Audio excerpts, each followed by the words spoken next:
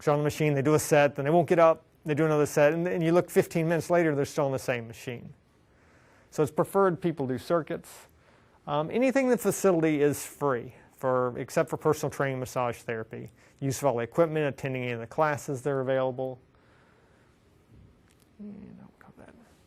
Just going to go over what we covered today is at least 3 days a week for aerobic exercise, a couple of days a week for strength training. And flexibility is you can incorporate that in. Really, at the end of your workout, it's preferred.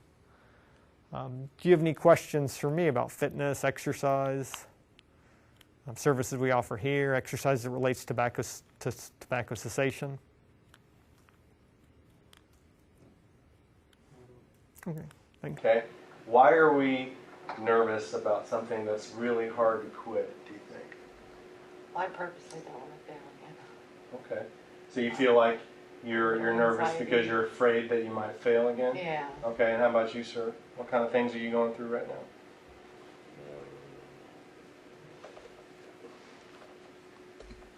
How about you, sir? Something that's been a part of you for so long, it feels like you're losing a friend almost. Well, you know how we talked last time about how this is sort of like a divorce, you know, you're really divorcing a part of your life that you've been enjoying for 10 years or longer, you know. This is a time that we have to go through something called a transformation. Does anybody know what transformation is? Big change. Big change. And can you think of examples of transformation, maybe in nature or previous experiences? Caterpillar to butterfly kind of thing. What'd you say? Caterpillar to butterfly. Yeah, what we're doing is we're taking something that's right here, like a caterpillar, right? And we're requiring this to be a butterfly.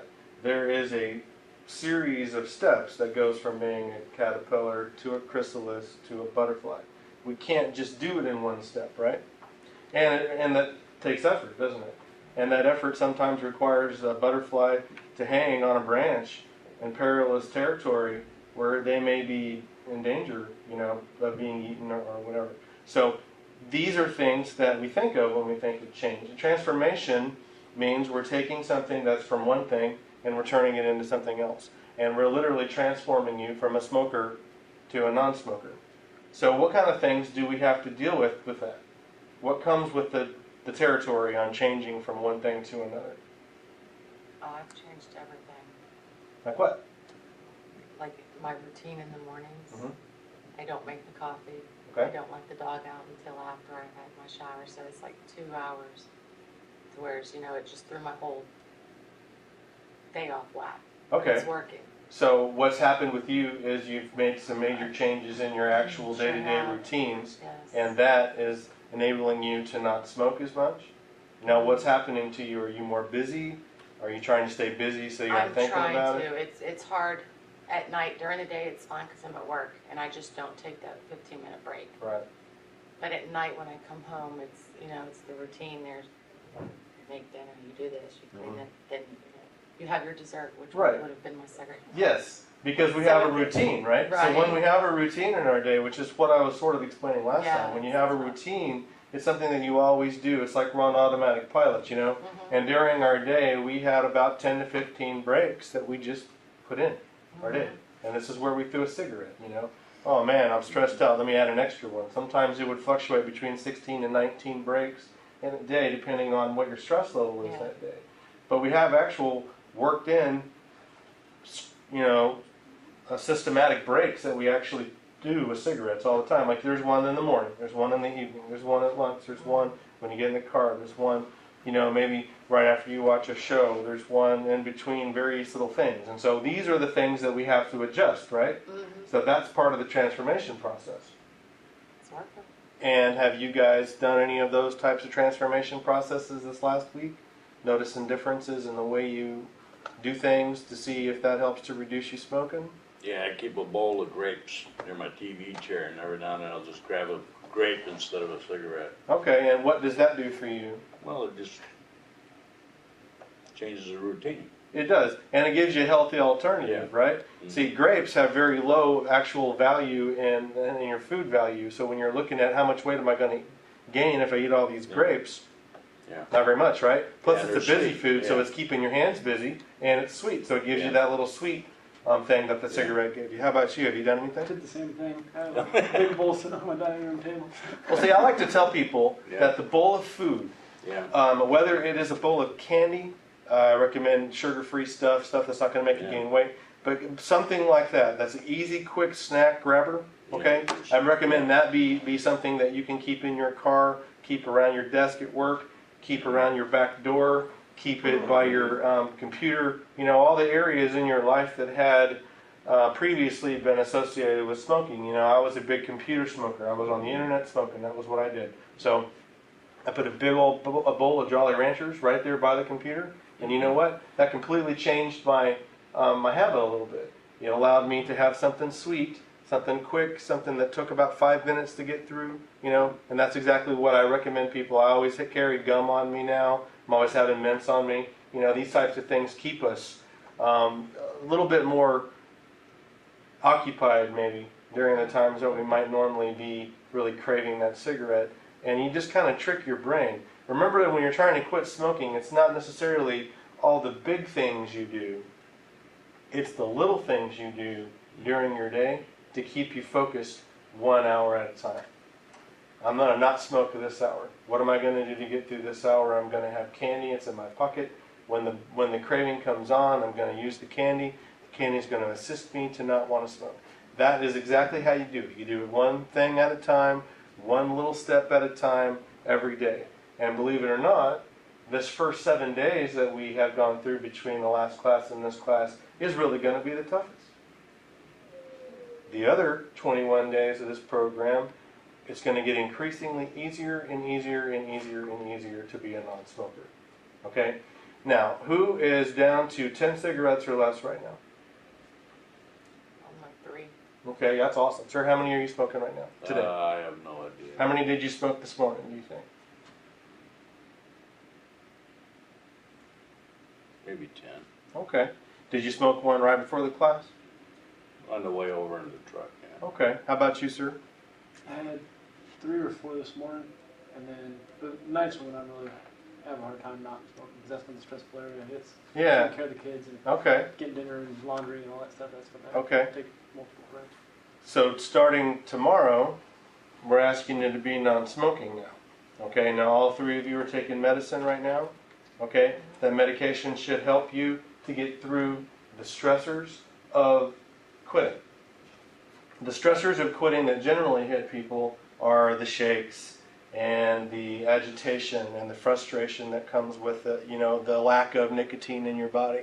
We're really fighting a battle with nicotine, which is highly addictive, but not impossible to beat. We just have to know how to beat it. And I think it's important for people to understand that it's the small things we do, not the big things, to make the differences, okay? The big thing that you did was you stepped in here and you put yourself in the class. That's a big thing. Okay, that took a lot of guts to get here. It takes a lot of stick-to-itiveness to sit through the program the whole time. But it's more than just sitting in a class, right?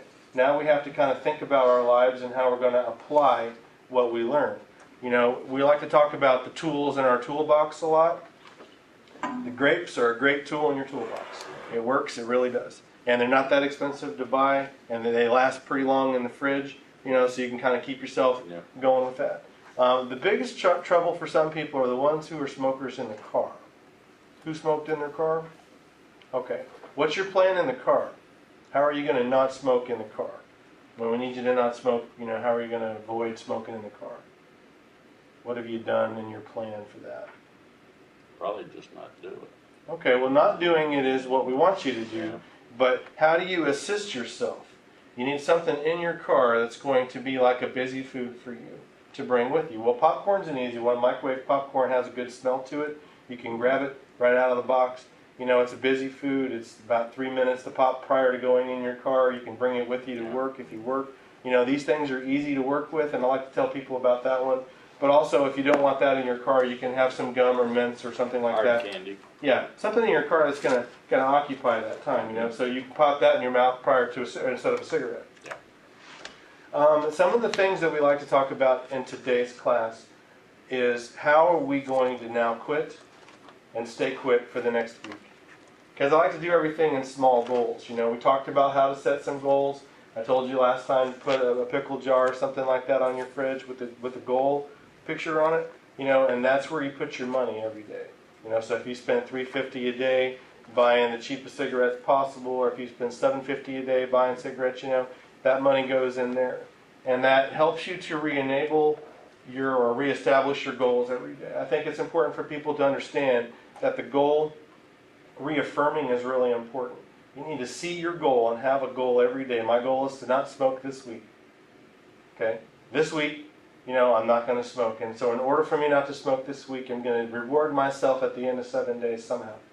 Okay? Short time goals, short time goal objectives that you can immediately gratify yourself with, things like that. And then you need to have a little longer term goal, like, okay, so after I successfully get through 30 days, now at the 30-day mark, I'm going to do this. You know, and if you smoke a pack a day, you're saving $150 by quitting. That's just a fact. And that's rounded off at $5 a pack.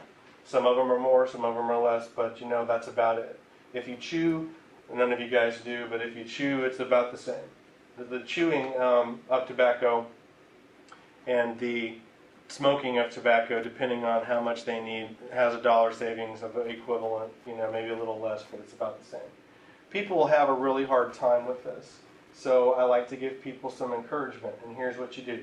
To encourage yourself to successfully quit, okay, you want something that is a real short-term goal. So 7-day goal, this is what I'm going to do for myself at the end of 7 days. So make it something simple, like going to Cold Stone Creamery or going to get your nails done, or something simple, something not very expensive, but something achievable and immediately gratifying. So you can immediately step into it. Okay. The 30-day goal is a little more complicated, a little bit more expensive, maybe like a spa thing, or you know, $150 worth of whatever it is you want to buy, some kind of a gift or an item you can spend on, something that you can see, and seeing it will remind you of what you did. Because what we learned about smokers is we're procrastinators, we're immediate gratifiers. We like things to immediately be there for us when we want it, and we don't want to go through a long time process to get to it. So something like quitting smoking, which is a long time process, is made a little easier when you break it down in steps. Okay? It's important to note a few facts and figures. Today you have chosen to quit smoking. Tomorrow you're going to be tobacco free. Every day that you don't smoke, every cigarette that you don't smoke, adds 7 minutes back to your life. Every day you don't smoke, you're no longer a part of the statistics of the $35 million that we spend annually in America to fight tobacco-related diseases and illnesses. Okay, the Department of Defense alone is $9.9 million, just in the military. You know, so I think it's important to note some of the facts and figures that sort of we don't think about. You know, 50,000 people die a year of cancer. You know, if you think of how big 50,000 people is, that's about as big as our city. And those people are dying every year of cancer-related things. So by avoiding the cigarettes, you're keeping yourself off the stat books. Okay, people who smoke die 68% faster than people who don't. You know, if you're military and you quit smoking, you gain night vision back faster. You gain your efficiency and your PT test back faster. You breathe better. You affect your blood clotting less. We're overall healthier with our respiratory illnesses. We don't have as many per year. You know, these things are important to note. So all of us are going to be healthier when we quit. Okay? Each of you are going to notice small little things. But why did we bring an exercise physiologist in here, do you think? What happens to us a little bit when we quit smoking? Weight gain. Yeah, sometimes, right? And the weight gain is why? Why do we gain weight? Did Randall explain why we gain weight? Trading out cigarettes for food. Okay, that's one reason why we gain weight. The other reason is our metabolism slows down 200% when we stop smoking. So when your metabolism slows down, what does that do? As you hold on to fat. Yeah, it doesn't, you don't burn it off as fast, right? So you eat the same amount of food you were eating before, yet you're not burning it off as fast, and therefore we think that our butts are secretly snacking when we're not looking. You know, we start gaining weight in areas we don't normally gain. You know, we get a little fatter in our jeans. We feel a little bit upset about that, so we start smoking again because why?